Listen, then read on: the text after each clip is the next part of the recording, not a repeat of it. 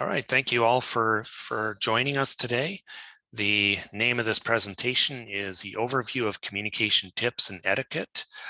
I have the honor once again of co-presenting with Liz Persad, Dr. Cheryl Ballinger, and Tori Hughes is going to be assisting us as well, monitoring the chat and also driving the slides for us. So big thank you to Tori for that. We can go to the next slide. So we are offering real-time captions here today, and there's two ways that you can access the captions. One of them is through the stream text link, and Idilla has conveniently placed that in the chat already for an individual to access. Stream text offers some additional options that the captioning feature within Zoom does not. And then if you do choose to use captioning captions within Zoom itself, you can click on the closed captions control at the bottom on the toolbar. If you're not a mouse user, you can also tab to it and then access it that way as well. And someone just asked, can you repost the link? I don't know who sent that. So Idilla, if you have a moment. Oh, I see. Okay, can I just verify, are you all seeing the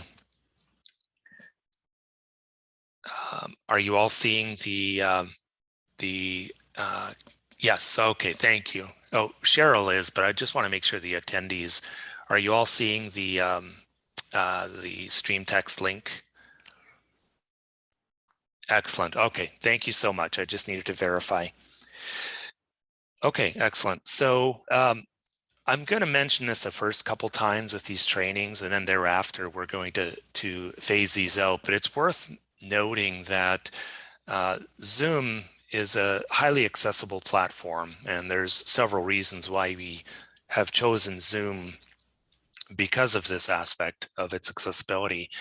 Spotlighting is really important because if you are hosting a webinar or training and you have individuals requesting ASL, American Sign Language, what you can do is spotlight that individual so that they are permanently, their video is permanently streaming on the screen. Makes it a little easier for the end user who benefits from ASL. Or if you have a particular host or a presenter or panelist that you want to spotlight, you can do that as well. And then whoever is spotlighted will appear in the speaker view. Pinning is really an option that's on the user's end. Any participant can pin any other participant's video at any time, and it only impacts that participant's display. Spotlighting and pinning is very, very easy. You hover over the participant you want to spotlight or pin. You select the ... or the ellipsis, and then from there you just spotlight for everyone or pin. It's easy as that. Next slide. So I will go ahead and pass this on to Liz Persad, and she can go ahead and introduce herself. Thank you so much, Johan. Good afternoon, everyone. My name is Liz Persad. I currently serve as the Program and Outreach Manager for Tools for Life, which is at the Center for Inclusive Design and Innovation at Georgia Tech. And thanks to Johan and the folks at GSU for the invitation to join all of you. I'm really excited to share some of the content that we have here today with all of you. And I'll pass it on to Cheryl. Hello, everyone. My name is Cheryl Ballinger. I'm proud to tell you I am a alum there of Georgia State, so it's really good to be with home folk. I am our CIDI Deaf and Hard of Hearing Services Manager, and I'm very happy to be with you today. Excellent. Thank you, Liz and Cheryl. And you'll all be hearing about me ad nauseum with each of these trainings. I'll apologize about that in advance. I oversee a lot of our digital accessibility and UX initiatives at CIDI and work very closely with Cheryl and Liz and Tori on a number of our training initiatives as well. Next slide. So session description, this training will focus on being able to better understand present-day disability awareness obstacles, along with the resources that are in place to overcome these barriers. Presenters will share information on disability culture and define the differences between the medical model of disability and social model of disability, including specific examples.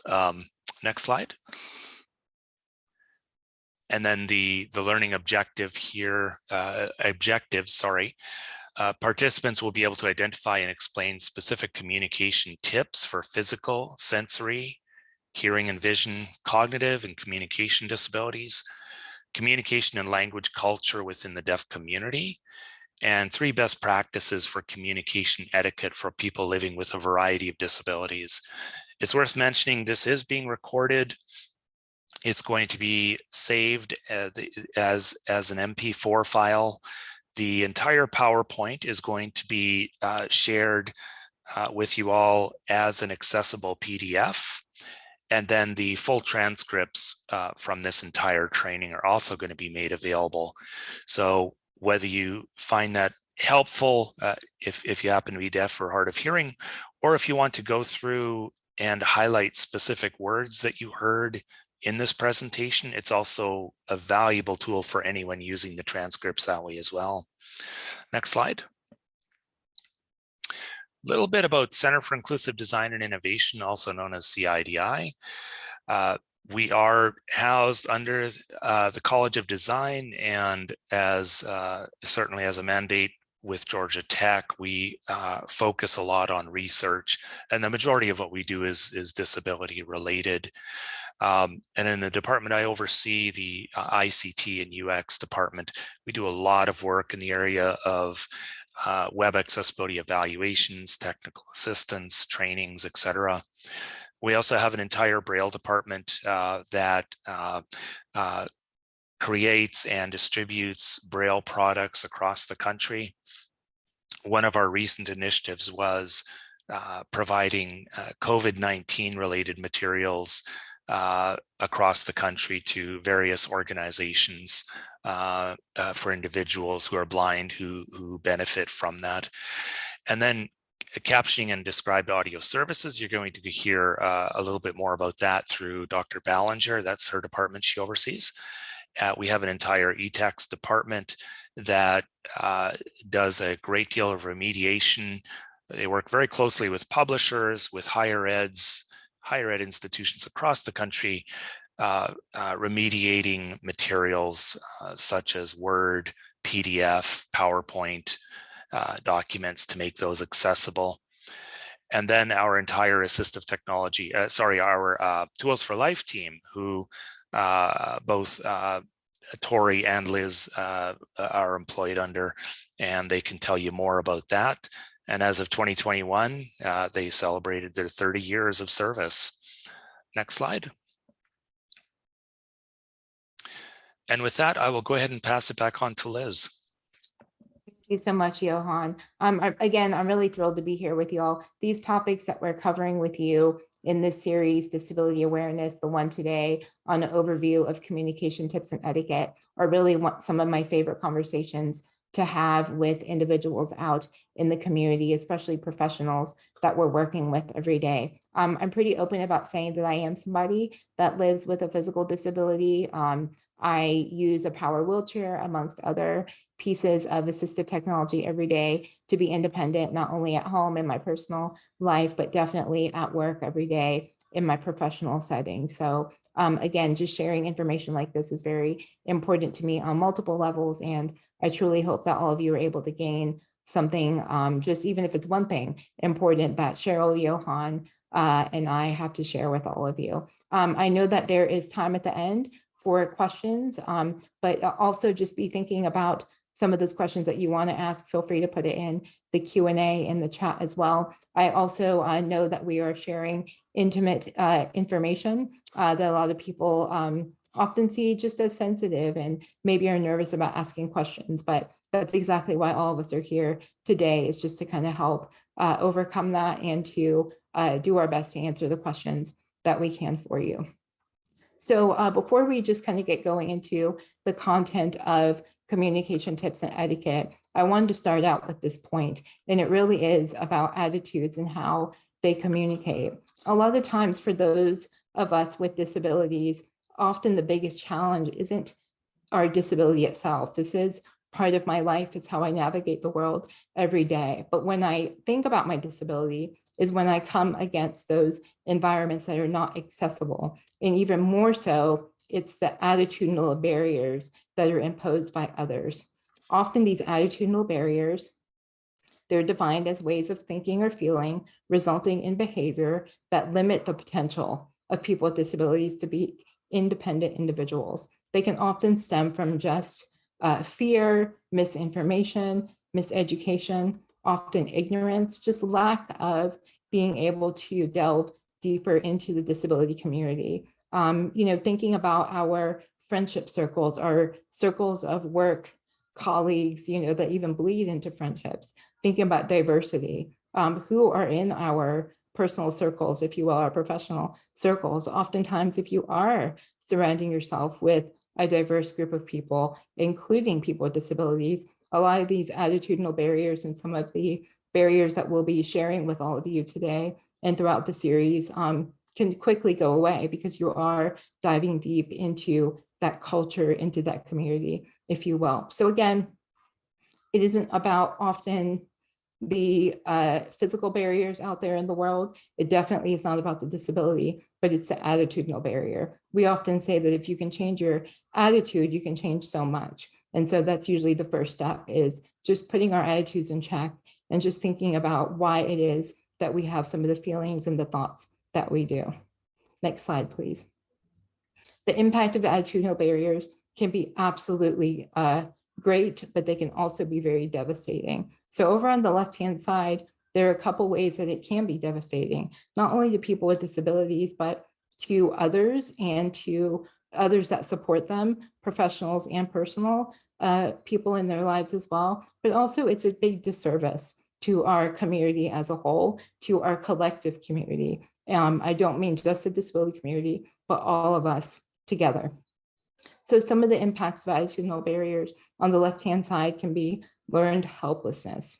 What that means is that an individual with a disability can just learn over time that they are incapable of being independent. They're incapable of getting a job, or if that's something that they want to do, but maybe they've seen people around them that aren't supported, or the folks that are around them are saying this can be difficult, or it's just the attitudes that they face and those other barriers out in the community where they feel like, gosh, it's too much, or it's obstacle after obstacle and I can't overcome it. So that learned helplessness is unbelievably dangerous, especially when we are in the field of education and transition. And we're working with some of the younger folks, middle school, high school, even some of the early college years. This can be transformative years, especially for folks with disabilities. So learned helplessness is something that we should all be very mindful of and learn more about.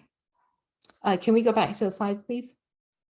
Thank you. Isolation, lack of self-worth, disempowerment, those are all things that can happen from attitudinal barriers, but the good things that can happen from positive attitudes and supports are things like inclusion, comfort, respect, friendship, just even that high self-confidence, perpetuating a great self-esteem for folks with disabilities.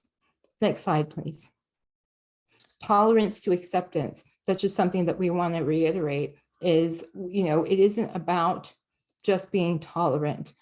Toleration, being able to tolerate something, is more about saying, you know what, we're going to do the bare minimum that the ADA requires.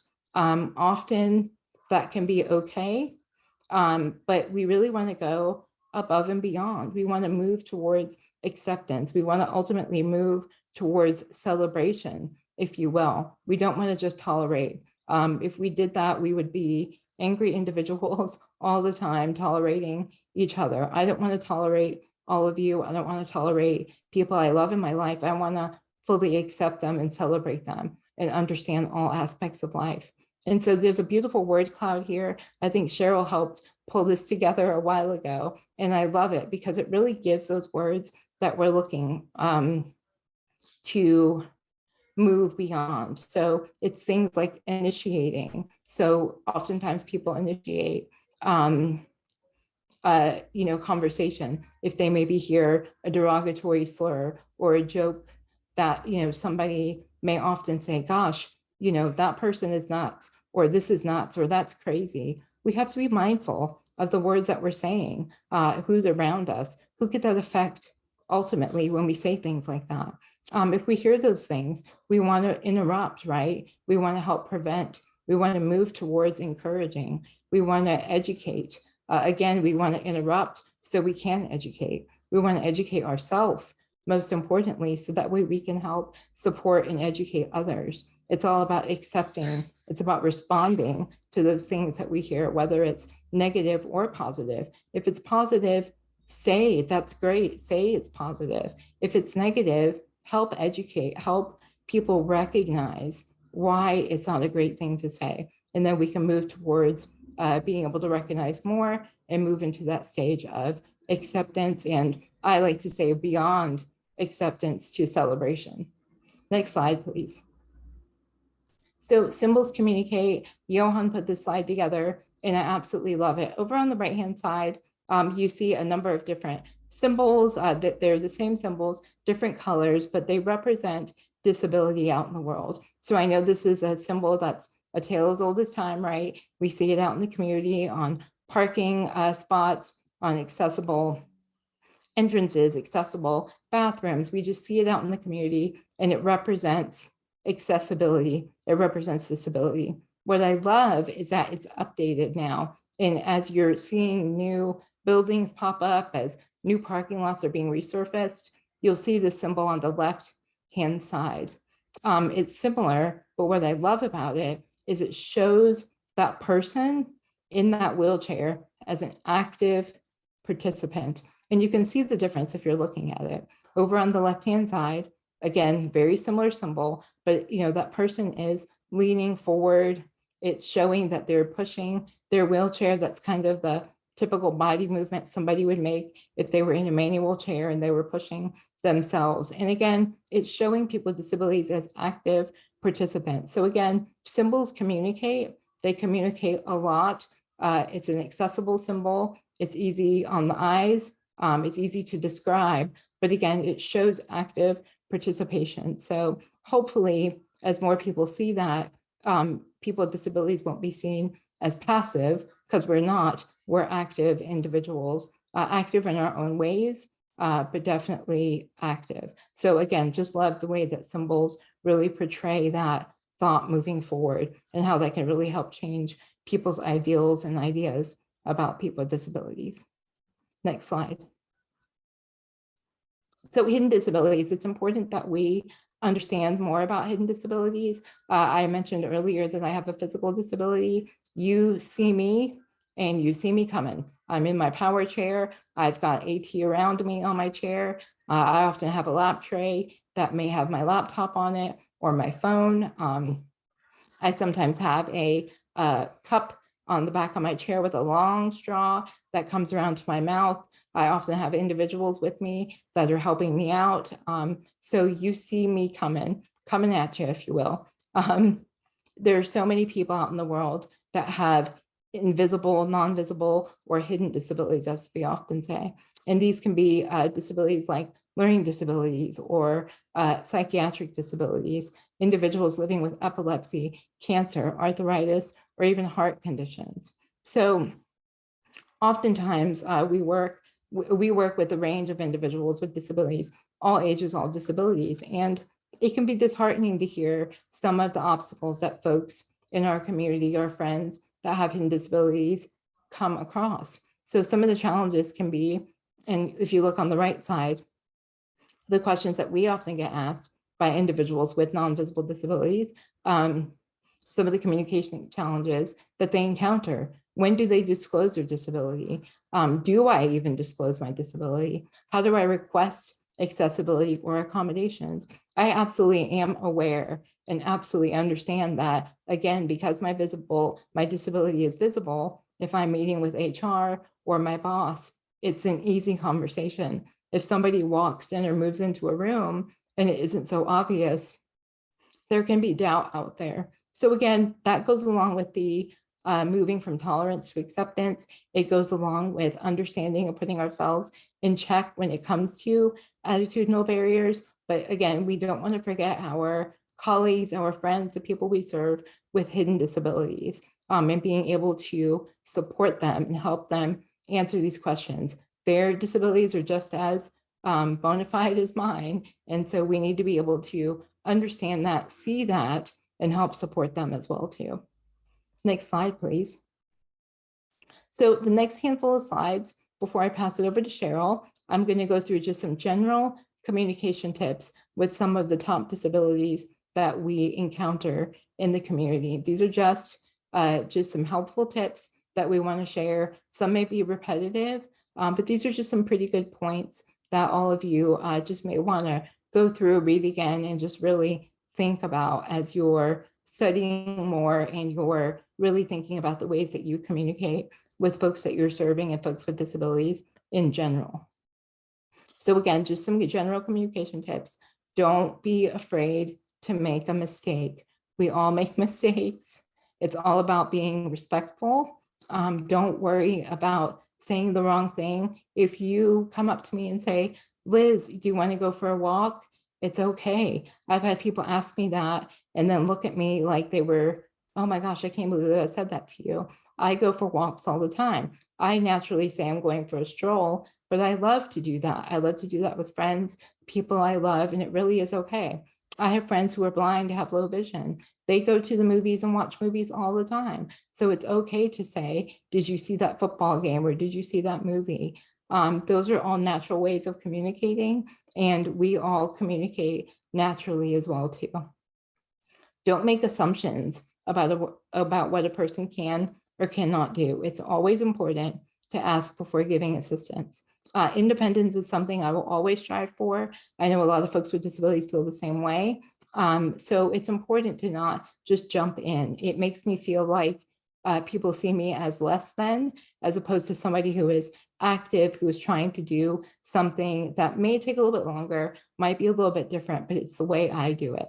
So again, don't make assumptions, always ask questions if it's appropriate environment, appropriate timing. If a person with a disability is accompanied by another individual, it's always important to direct your conversation, your questions to that person with the disability as opposed to the person that is with them. Again, when someone does that to me, if I'm with my husband, if I'm with coworkers, I'm with friends, family, and they say things like, what would she like to eat? It still happens out there in the world. It makes me feel like I'm a child, really, that I'm 5 years old and I'm there with somebody who has to care for me. I'm very well capable of expressing my needs, saying what I want to eat at a restaurant. So again, it's important that you direct your conversation, your questions to that individual. It's important to treat adults as adults. You always want to, just work at that level, and then you can adjust conversation any way that you need to from that point. And along with that, expect diversity of preferences and opinions and really celebrate that. A diversity of preferences and opinions are so important, and we can grow from other thoughts and other ways of thinking, not just the way we see one thing down one avenue. If we know the diversity of those opinions and those preferences, we can grow as well and branch out. Next slide. Communication tips when it comes to physical disabilities. It's important to respect a personal space that includes their wheelchair, crutches, mobility aid. People come up to me all the time. They want to try and push my wheelchair. That can be really dangerous. You want to be very mindful of that. This is a 450 something pound wheelchair, plus I'm in it. It can go fast. You want to be very, very careful. I know how to control it the best way. My caregivers do as well, but they're even mindful of it as well. So you just want to not, I've had people lean on my chair, strangers lean on my chair, touch it. It's my personal space. That's my personal property, be very mindful of it. I've had friends I've gone to restaurants with that use canes, crutches, again, mobility aids, and the servers have moved it out of the way. They put their crutches right beside them and somebody has moved it. That can be very dangerous. If that person needs to get up in emergency, go to the bathroom, just leave, and they don't have their device with them, that's a very scary situation to be in. So again, you never want to touch or move someone's personal property. Never push a person's wheelchair or even grab the arm of someone who's walking, especially someone walking with difficulty. If you do, they could fall. You could throw their balance off. Again, it can just be very dangerous. And just reiterating, always ask first if you can help. We know people mean well ultimately, but again, you just always want to ask. For someone who's using a wheelchair, like myself, if you want to engage in conversation, I truly appreciate it if you sit down as opposed to standing up, especially if it's going to be a true conversation. We're hanging out for a couple minutes or more. It puts our eye level at the same level, in eye contact at the same level. It's just a great way to show that you respect that person. So that's just another helpful tip when it comes to communicating with individuals with physical and mobility disabilities. Next slide. When it comes to cognitive disabilities, there's a whole lot that you can do to help make communication easier. When speaking to someone that has a cognitive disability, try to be alert to their responses. They may respond a little differently, maybe with a noise, maybe with tapping. There just could be a lot happening there, or just a different way. So just be mindful of that, be patient, and know that you can adjust your method of communication if it's necessary. It's important to use language that's concrete rather than abstract. So you definitely don't want to say things like over there or over here or the other day, or maybe even 2 weeks from now. Just be very specific when you're giving information. That way, I think that's best in general, to be honest with you, no matter what, but definitely for our folks that are dealing with some cognitive disabilities. People with brain injuries may have short-term memory issues, may repeat themselves or require information to be repeated. So again, it's important just to have patience, to listen, to be mindful of the person that you're communicating with, and all of these things will come very naturally to you. Next slide.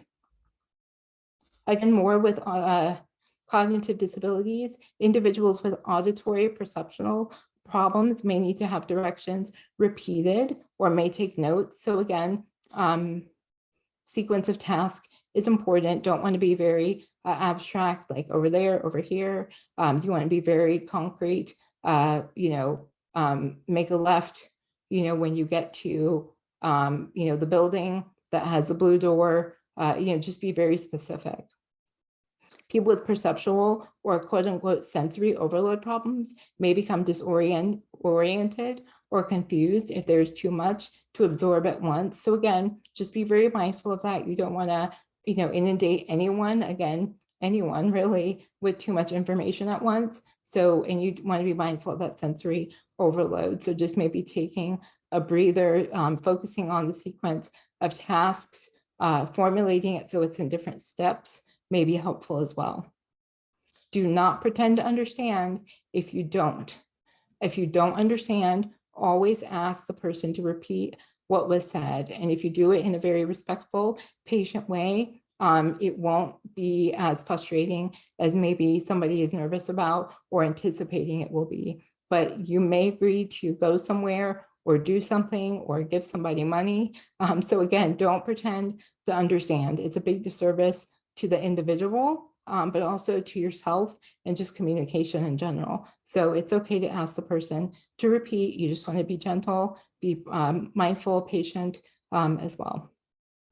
Again, people with cognitive disabilities may respond slowly. So you don't want to finish sentences. You just want to be very patient and give them time to do so.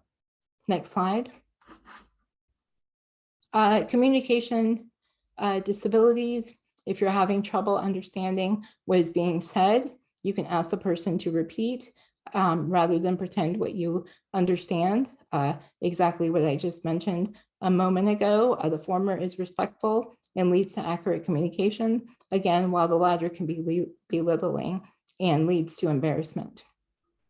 Again, people may need to have extra time. They may respond slowly, so you want to give it to them. And again, it's important that you don't try to finish sentences or guess what the person is saying. I've had that happen to individuals and colleagues that I'm with, and it can be very frustrating. I've seen that frustration on their faces and just the way they want to communicate. And could you imagine just talking to someone and they keep interrupting you, trying to guess what you're saying?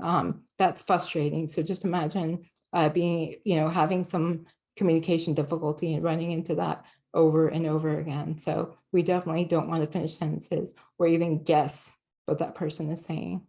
Next slide. All right, last one before I give it to Cheryl. Communication tips, AAC specific. AAC stands for alternative and augmentative communication. What that means is the individual that has a communication disability may actually use a device to help communicate. So over on the bottom right looks like an on-screen keyboard, but there's just a little bit more. So you can see there's conversation starters, a button that says quick messages, alarm. And so folks can type in what it is they want to say. There are a lot of pre-programmed messages in there as well. So it's important to ask or determine the individual's preferences in communication interactions. They may use a device. It may be another way of communicating as well. Patience, respect are the biggest points I can drive home when it comes to talking to individuals with communication disabilities, specifically AAC devices. So again, here an example, some people may prefer that you read along as they type. Some people may want you to give them eye contact while they read the messages out loud on their own or have the device read for them. So again, it's important just to ask or just help figure out the best ways to communicate. Next slide. All right, Cheryl, you're up. Thank you. That was so interesting, Liz. I appreciate your covering so many different aspects of communication. This area, we're going to just take a little bit deeper dive into one category of folks with disabilities, and that's looking at those who are deaf and hard of hearing. And assuming that many of you in our audience are hearing, that can be a concerning difference. And this is just an attempt to kind of give you some pointers to help you understand better about this community. So first thing you should do when you know you're communicating with a deaf and hard of hearing or hard of hearing person, it's always fine to ask that person, how do they prefer to communicate? Because there's a lot of different ways in which people do communicate. Not every deaf person uses sign language. There may be a lot of variety and using notes to write on. It could be that everyone has a cell phone in their pockets nowadays. So some deaf individuals choose to open up a chat feature and type their message to you and let you type back. So there's just a variety. And the best thing to always do is just to stop for a minute and say, how are we going to communicate? How are we going to do this? And let them lead the way. Before you start to speak, always make sure you have the person's attention. Even if you're not using sign language with that deaf person, they are very attuned to watching everything about you. They want to see your face. They want to see your body movements. They want to see the communication that's happening. So it's always important to have that person's attention and face them so that they know that you're communicating with them. Always speak in as clear and expressive of a manner as you can. You don't need to be loud, and that's the next point here. You don't need to raise your voice. Speaking louder actually changes the way your mouth movements look. And you could practice that in the mirror sometime if you want, where you can say a phrase without yelling, just very calmly, and then you can yell it and just see your eyebrows go up, your mouth is larger, it looks different. So an expressive manner here means you know, if it's a question, make it look like a question. Don't just be a blank face. And then the next point, do not raise your voice. Just speak in a normal tone as much as possible. Always talk directly to the person who is deaf or hard of hearing. And like Liz shared about her restaurant situation, never talk to a deaf person's interpreter or if they have an aide or someone with them. The deaf person needs to be the one who's addressed as an adult, to be the one that has the option to offer another way for you to communicate with them if they're not able to understand. And then if you're speaking through an interpreter, a sign language interpreter, remember that the interpreter may lag a few words behind. So first of all, the interpreter has to hear what you're saying and then kind of change it in their brain to signs, and then they have to get the signs out. Then the deaf person needs that moment to understand what's being said. And if you are just jumping right in with the next phrase and the next phrase, it's, you know, it can be confusing and you might not have even been able to give that person a chance to have their turn to communicate. So do pause after you've spoken a sentence and allow time for that to sink in and for the other person to be able to respond back to you. Next slide. So a lot of hearing people and some even hard of hearing people may think that reading lips is possible. When you lose your hearing, no problem, you'll just read lips. Well, it's actually a lot more difficult than you would think. And this is from 2016, but it's still very applicable. A production company, Little Moving Pictures, created a little video about Can You Read My Lips? And it shows a person and other people trying to lip read. And it becomes very, very difficult. Another way you could kind of experience this would be if you're watching a television program where it has close-ups of faces. News used to be very valuable for this, but a lot of people don't have the way to watch TV news anymore. But there's other things you can watch. So when you see that, just turn the volume down and see what you can understand. You might be very surprised at how wrong you really are. Being able to speech read, which is the actual term what we use. Lip reading or reading my lips is, you know, kind of a older phrase, but being able to watch someone speech read is really, really difficult. So there is help. There's a lot of information that comes across on your face when you're communicating with a deaf and hard of hearing person, but it's not necessarily a very successful way for dealing with them. Next slide. So how do deaf people communicate? What's the variety that we see? So first of all, we're going to kind of separate people out here there's a different group of people who belong to the deaf community. These people are typically people who were deaf from birth or at a very, very young age, and sign language may have become their very first language. They also are part of the deaf community with a capital D, meaning this is their culture, this is their family. People who are also deaf can be closer to them than their own siblings. So this is a very specific community. And then on the right, we have people who are hard of hearing or little d deaf. So this might be me. I find that as maybe it's choice, I don't know, but as I'm getting older, there's some things that I have to be like, what'd you say? I'm sorry, I wasn't paying attention. It could be people who are hard of hearing, who maybe were born with a slight hearing loss, or people who lost their hearing later in life as part of aging. So on the left here, the deaf community, deaf culture people communicate mostly with American Sign Language. They could also use a form of signed English or a pidgin signing.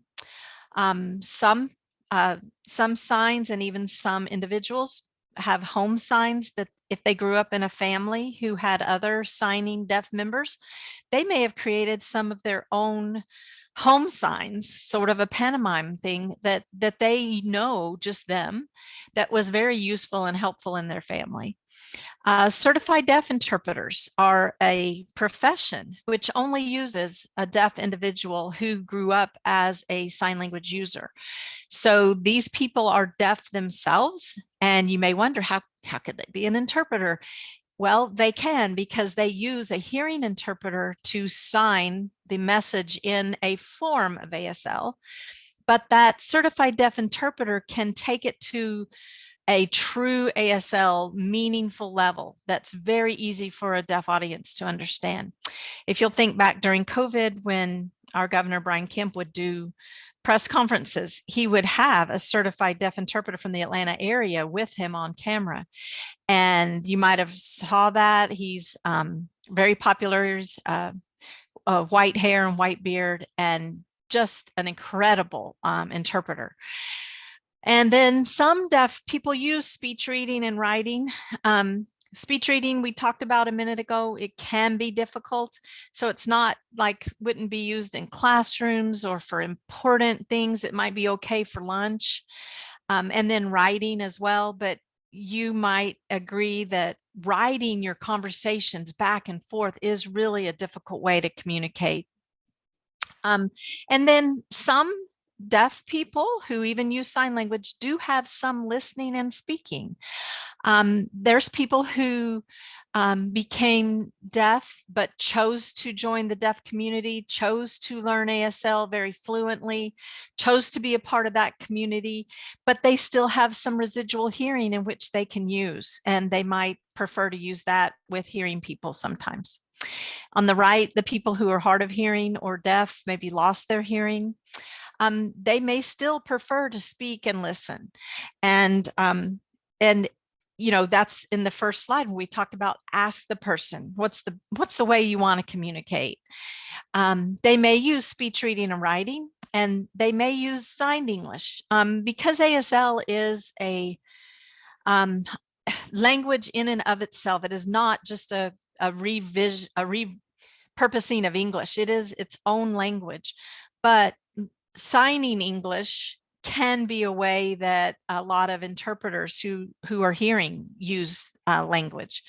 It's easier to use English for an English speaker than to learn American Sign Language. But some hard of hearing and deaf people who acquire deafness later have gone on to learn American Sign Language also very fluently. Next slide. So let's talk about who we're discussing here. What's this percentage of communication that people use? And specific to Atlanta, and you're in Atlanta, so this is appropriate.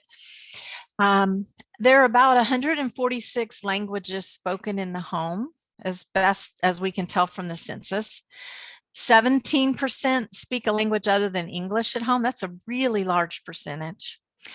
Now, there has been no nationwide survey that determines actually the number of speakers who use ASL, and ASL is not a choice on the census. So the best we can kind of do here is gauge this, but there has been research that has shown that the exact number of speakers of American Sign Language estimate somewhere between 500,000 to 2 million.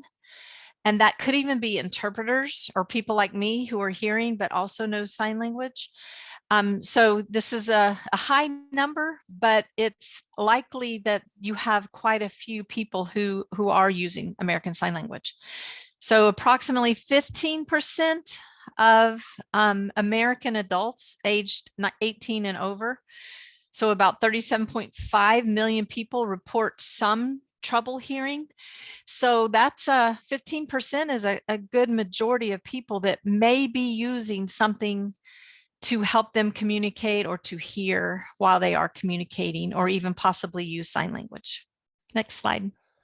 Hey, Cheryl. Yeah. I just wanted to mention Christy had asked a really good question here. Okay. Can you share with us about the differences in preference for ASL and captioning I'm particularly thinking about hosting webinars or developing video content. Okay, good. That's a great question.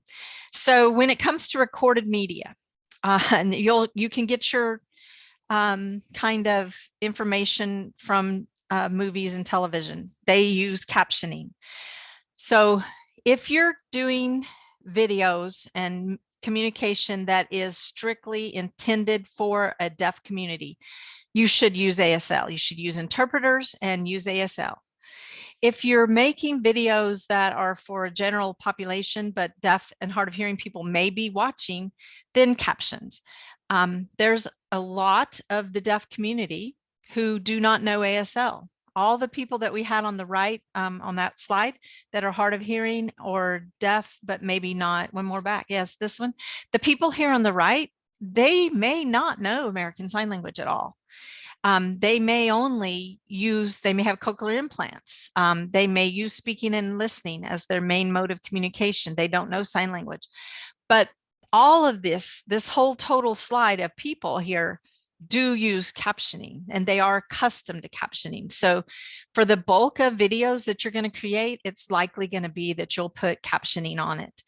If they are videos, like I said, that you're preparing particularly for just a deaf audience, then by all means, you could use American Sign Language and then add captions to the backside. We had a video we produced not long ago where the audience, it was emergency preparedness video, and the audience was the deaf community.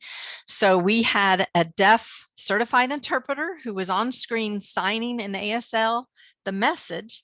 We had captions that were showing the English equivalent of what the sign language was saying.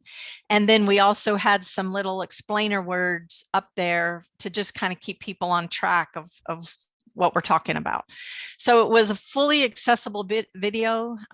It had voice on it as well. So even a hearing audience could have understood what was going on. But yeah, that's kind of the distinction in how you decide what you're going to do there. Does that help? And then we can move to the slide we were, there you go. Okay, so what ASL is not English, and we have touched on this a little bit. It uses a different syntax, ASL does, than English syntax. It has a lot of differences that could go along with it. So this is just some examples of the difference in English and ASL. So, and these are actual sentences that came from communication with a deaf audience member. So the first thing that you might have had in a conversation with a deaf person might be printed to say, what makes the agency feel more deaf friendly and accessible? Well, an equal ASL sentence, if you were going to write this out, which is not rare, not often done, would say, what service improved for deaf access need? That's meaningful right there. So you're first getting out the object. What service improvement do we need here? And then the subject for deaf access, and then the verb need. Okay, so object, subject, verb is the ASL word order, and this demonstrates it very well here. The second English sentence would say, have you had any issues surrounding confidentiality in dealing with agencies? The way this would be written or signed for a deaf audience member would be, before problem with staff, not keep confidential about your personal. Did they blah, blah your personal with others? Okay, so that's real communication there. So before, in the beginning, or when you had issues from before dealing with agencies or the staff not keeping your information confidential, did they just spread the word all over or blah, blah, blah with your about your personal with other people? Third sentence here, just to demonstrate. What kind of training or information do you think agencies need to better serve deaf people? And then in ASL, the sentence would be, teach, train, make a list, improve deaf-friendly agency, what? So that's a great example here. We've got the object. We're going to teach and train. We're going to make this list to improve the deaf-friendly agency. And then what do we need to do to improve it? Okay. I think sometimes in English, if we communicated this way, it would be so much more understandable.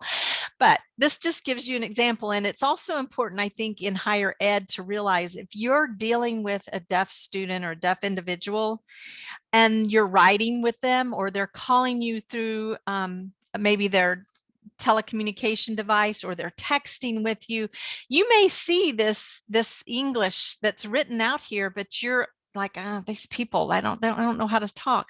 No, they really do. They really know ASL, and they're writing their sentence in an ASL format that if you just think a minute, just step back and think a minute, wait, I'm going to get the subject first. Okay, I got the subject. Now I'm going to get the object, and then the verb is going to come at the back. It makes total sense when you can kind of just wrap your mind around that and then be able to understand what that person's communicating with you. Okay, next slide. This is also information that I think is helpful for us hearing people, because, you know, we're raised, a lot of cultures anyway, not all, but a lot of cultures are raised to, you know, don't make a scene, just be yourself, be comfortable, but don't be out there really doing a lot of body movements and making a scene. Well, ASL is not that way. American Sign Language is a physical medium, and it uses much more than the mouth. So this was recently, this is a great interpreter up in the DC area. Her sign she's making here in this picture, and I'll describe, as a person at a podium speaking to an audience. It looks very political, maybe there's or at least informational. And the interpreter is standing beside the speaker, and she has a surprise open mouth face with hand motions doing the how sign. So if you are you've heard something and you're like, unbelievable, it's like, well, I don't believe it. You probably make this face as a hearing person. You probably are like, how in the world did they know that? Or how did they do that? Right? So she's mimicking that facial expression that goes along with the sign how. Okay, when you're really shocked about how did that happen, she's got that on her face. So this shows the face indicates the emotional state. She didn't have to sign anything about the emotion. She can show it. The body is used to indicate action. So not just the sign is moving here, but her whole body moves. She turned her face to the side, and she's got her shoulders up a little bit like it's a question, right? Her eyes are used as conversation regulators. She's definitely involved in this conversation, and they can be used to start and stop. A person can look directly at a deaf person to start conversation and then look away to stop it. It's kind of like what you might have experienced with children, teenagers particularly. They use that method quite a bit. Eyebrows in sign language are very communicative. They are used as grammar markers. So a raised eyebrow shows you're asking a question. A pointed, for kind of a frown face, shows that you're very serious about something, and that this is going to get an exclamation point if you were, writing this sentence. And then mouth morphemes show lexical markers, which is what she's doing here. She's giving you some information with her mouth. Another movement that's often used is an open mouth with the tongue going from side to side very quickly. That shows that something was repeated over and over and over again, because that tongue movement. So there's just a lot of communication that's happening here. That's not just about learning a sign to be able to sign with your hands. There's just so much more involved. Next slide. And if you're ever communicating with deaf individuals by phone or by maybe a relay service, which is a common experience for hearing people, if you have responsibility to tend to phone or answer as a way of communicating with students or with others, if they call through a relay service, you're going to not be speaking directly to the deaf or hard of hearing person per se. You're going to be speaking to a communication assistant who works through the telecommunications relay service. So they may be giving you some instructions. They may say, "What, is this your first time you've spoken on our service?" And you can say yes, and they'll give you instructions. And one of the things they'll tell you is, When you get done with your statement, say go ahead, because that lets them know you are done with what sentence you wanted to say, and they're going to sign it or type it depending on what service is being used to that deaf person. And then the deaf person knows when they hear or see go ahead, that's their chance to now give you all the information they want to give you. And then they'll say go ahead, and then it gives you the opportunity to take, it's a turn taking marker, so it's used quite a bit. In Georgia, we do have the Georgia Relay Service. There's different varieties of how that can work. It could be just straight text telephone. This is on the picture on the right here is showing a TDD device. The picture on the left is showing a CapTel device that's used for using text and voice carryover. So the VCO voice carryover or hearing carryover sometimes can be used depending on the person's situation. Speech to speech, pretty much what we do. And then VRS, video relay services, would be signing into a camera, and then the deaf person would sign to a camera. The relay assistant would view the signs and then voice what's being said to you, the hearing person, and then vice versa. Next slide. And this is your turn, Johan. Okay, great. What a wealth of information from both Liz and Cheryl. You're hearing from lifelong experts here who've devoted their careers to this subject matter. Feel free to type any questions in the chat. We do have the Q&A, but let's just have the questions exposed to everyone in the chat. I know we're getting close to time. We're going to wrap this up at 3:15 approximately, so I'll go through my slides relatively quickly. I will say, related to low vision and blindness, you're going to hear a lot more in future trainings related to accessibility testing. So some of this you're going to be hearing in more detail, especially from a digital accessibility standpoint. But again, as both Liz and Cheryl had emphasized, very well, this is an attitudinal barrier that we're pushing up against. If it was simply a digital barrier, digital inaccessibility, Georgia Tech and other institutions would have already had it solved.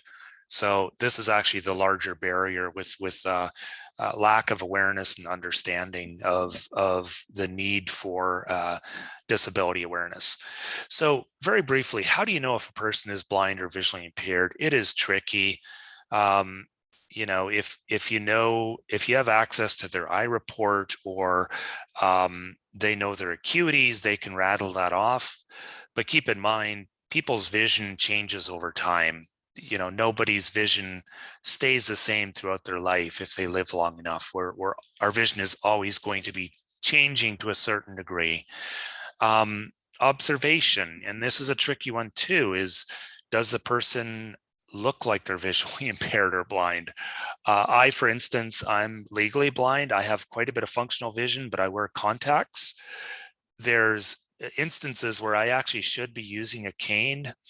I remember taking a trip to Turkey, to Istanbul years ago, and the stairs were so irregular. I take so much for granted in this country with some of the markings and the consistency with construction, and some of those 100 and in cases sometimes thousands of year old architectural works. It was actually quite dangerous navigating.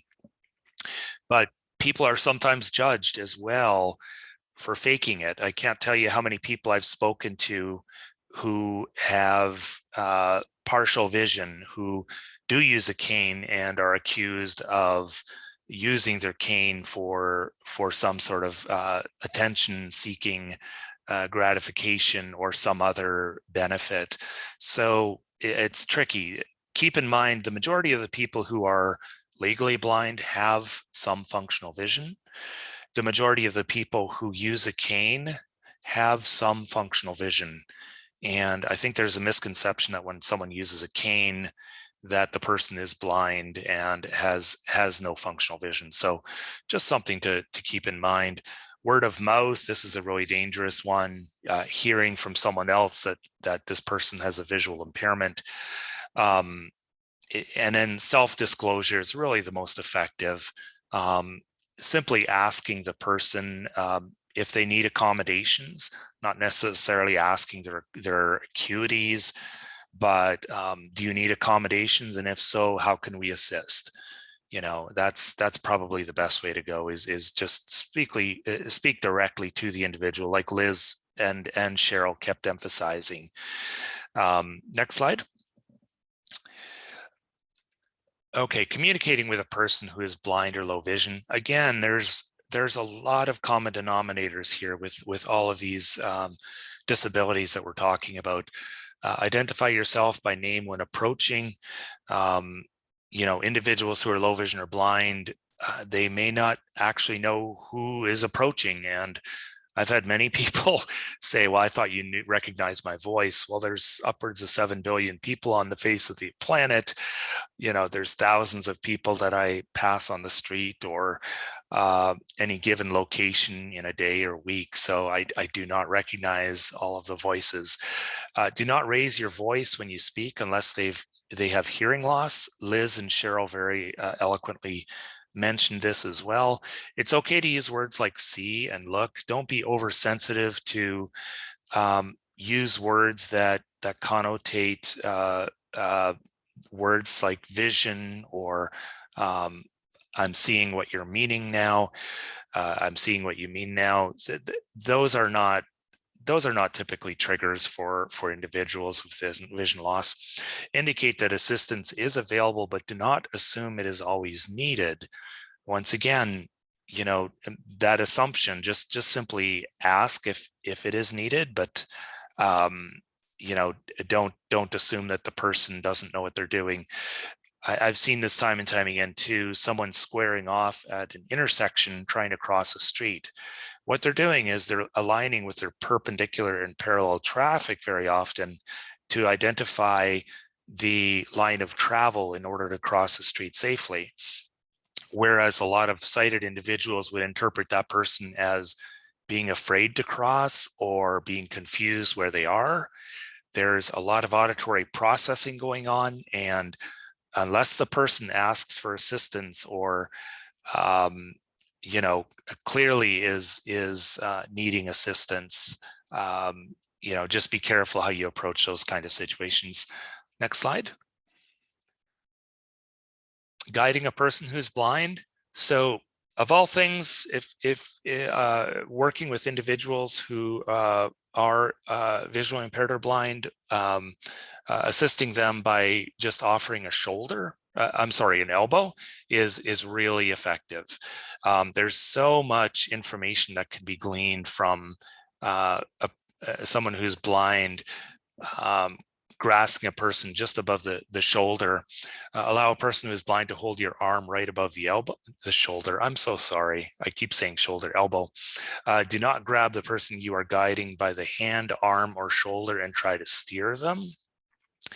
You notice in the photo to the right, there's a woman that's about a half step ahead of this individual who has a cane folded up in his hand. That is very safe because that puts her in front of the individual she's guiding. Move your guiding arm behind your back when approaching a narrow space so the person you are guiding can step behind you and follow single file.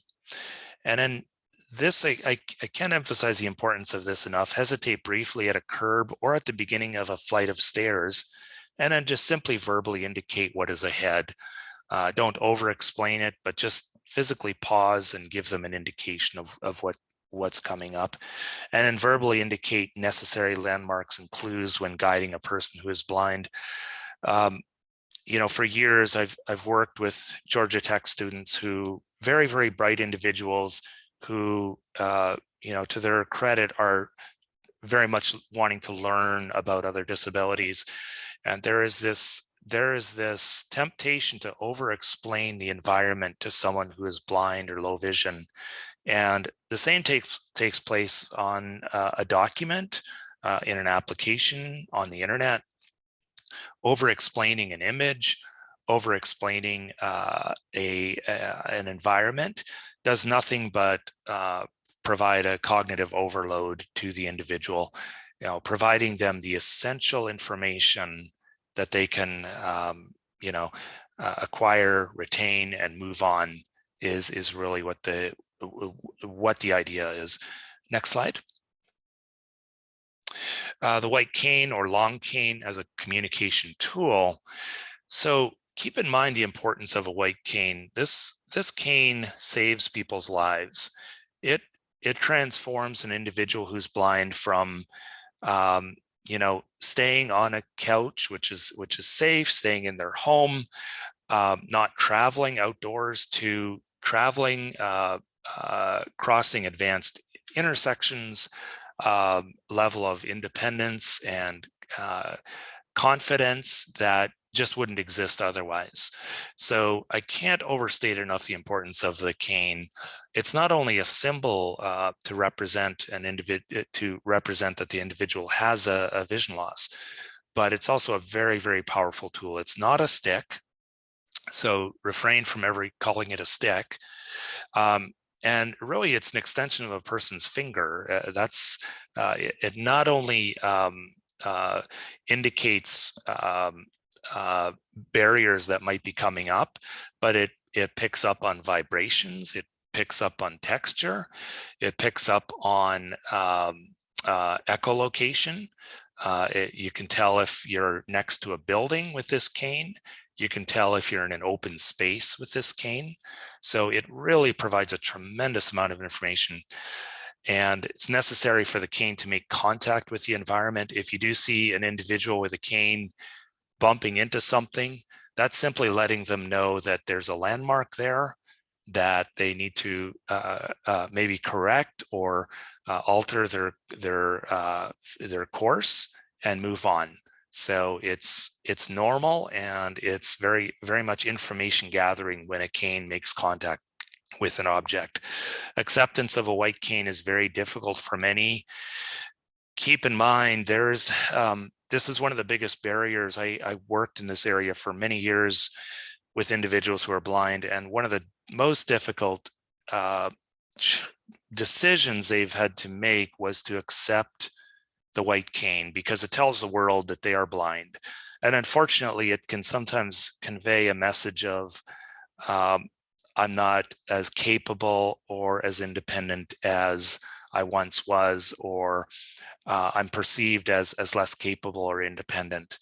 So it's once a person starts using the cane, that's one of the largest decisions they make, to let the world know that they have a visual impairment, they're not ashamed of that, and that they're willing to move through the world independently, safely, and effectively. Next slide. And additional communication tips: inform people who are blind or who have low vision to changes in the environment, such as posting on bulletin boards or changes in their physical environment. Do not use hand signals or gestures. Inform them of others who may also be in their presence with you. This also includes maybe meeting rooms, like a Teams meeting or Zoom meeting. If there's just a handful of people and it's a very sensitive topic, if someone is low vision or blind in the room, you may just want to let them know, hey, Harry joined us or Sue joined us, because with a lot of these platforms, it doesn't even give any audible indication that someone actually just entered the room. So just something to be sensitive to. And always speak directly to the person, not through another person, which Liz and Cheryl really emphasized with their presentation as well. Next slide. And now we're going to be talking a little bit more about some of these. These are just some assistive technology solutions related to individuals who are low vision and blind. Don't assume that just because someone's blind, they can't use the computer effectively. The majority of the people I know who are blind are probably faster than the average person on a computer. They use a handful of shortcut keys. Rather than pointing and clicking with the mouse, which is time consuming, their fingers are flying all over that keyboard. So never assume that the person you're talking to or corresponding with who's blind is not tech savvy. Usually they really are required to be even more tech savvy, because not only are they using the mainstream technology, but then they need to learn the assistive technology as well. Next slide. And I saw a comment come up. I couldn't read it. Is that something I should be addressing, Tori, or should we wait until the Q&A at the end?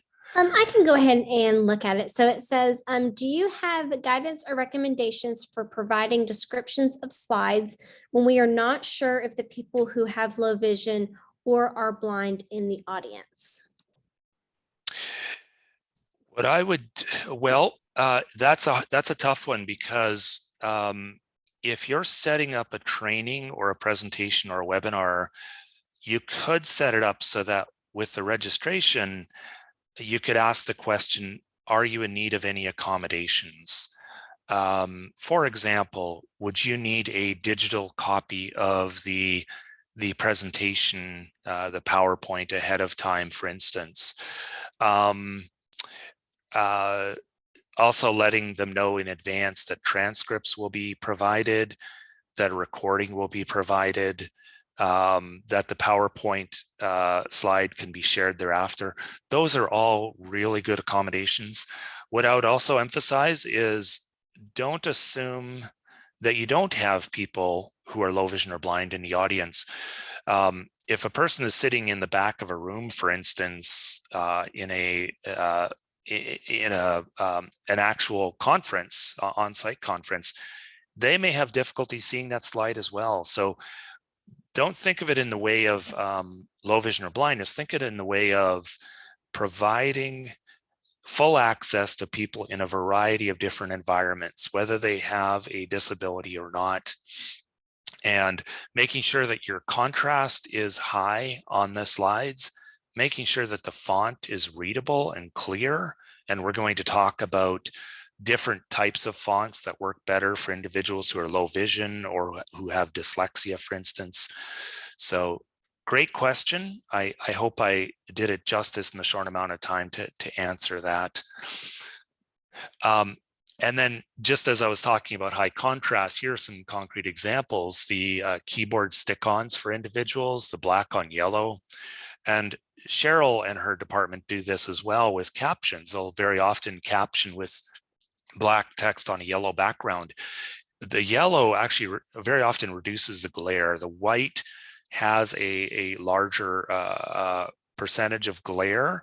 So people who are glare sensitive very often do better with that black on yellow than the black on white. And then simple accommodations like bump dots, for instance. And next slide. And then we're going to be talking a lot more about screen reading technology in the future. The most commonly used are JAWS and NVDA. There are built-in screen readers like Narrator for Windows, VoiceOver for the Mac, but the most powerful ones are JAWS and NVDA, which we'll be going into in more detail. Refreshable Braille displays. I mentioned our Braille department has sent out thousands of different COVID-19 related materials across the country. Now, those were not only embossed Braille, physical Braille printed on paper, but they also provided those in an accessible digital format so that a refreshable Braille display, like the one displayed on the bottom right here, with all these refreshable bumps, that the dots that rise, that's also another method for individuals who are blind to access content. It also is one of the only ways in which someone who's both deaf and blind can access content, because if you think of it in terms of hearing, a screen reader is not readily accessible for someone who's deaf. So that refreshable Braille display, changing it to digital, accessible digital format, and having a device like a refreshable Braille display is another level in which it can provide accommodations. And it's not that much of a stretch. When you have an accessible document or an accessible website, to a large degree, that's already accessible for a refreshable Braille display for someone that's deaf and hard of hearing and blind who uses a device like that. I am going way over, so let's go to the next slide. Communicating with Braille. So there's various types of Braille. There's uncontracted and contracted. The contracted is basically the equivalent of shorthand in English. It takes a number of letters and condenses them into very short abbreviations. That makes reading faster. It also takes up much less space on a page. And then again, the refreshable Braille device is another option. Next slide. And there's a number of different built-in accessibility features, both in the iOS and Android platforms. We'll be talking more about this. A lot of companies and organizations are building for mobile first. They're not building for desktop or laptop first. It's about how does that display on a mobile device, and we'll certainly talk about that in more detail in the future. Next slide. And then additional resources. Next slide. Here are some resources. The National Federation of the Blind has some rules, courtesy rules for blindness that you may want to access. MaxiAids is a very robust set of assistive technology solutions for individuals with disabilities. A lot of products for low vision and blind individuals, but also many other disabilities as well. Here in Atlanta, we have Center for the Visually Impaired. They actually have a visibility store with various products. And then most state agencies will have something like a vocational rehabilitation agency to assist individuals and maybe even purchase funding sources for purchasing equipment that's needed in the area of assistive technology. And I think that's it. Next slide. One more, this is too important to skip. Communication rights. So this really synthesizes it well. We all deserve to be spoken to with respect and courtesy. We certainly deserve to be spoken to directly and not be spoken for or talked about in the third person while present. And we deserve to have clear, meaningful, and culturally appropriate communications. And next slide. All right, and we're actually over now. We're at 3:19. But certainly, if you have any additional questions, feel free, Christy, if you don't mind, certainly filter them through Christy, and we would be happy to answer them. Next slide. And then we also have our contact info here as well, if you want to reach out to us directly. So with that, I know we're over, but Cheryl and Liz, did you have any closing comments before we wrap it up here? I do not. Just appreciate everyone for being here. Thank you. Good questions too. Yeah, just reiterating what Cheryl said. Thank you for taking time out of your Friday afternoon to join us. Great questions. And if you have more, send them our way. We're happy to answer them for you. Really appreciate your time. Excellent. Thank you, Liz and Cheryl. And thank you all for hanging in there on a Friday afternoon. Much appreciated.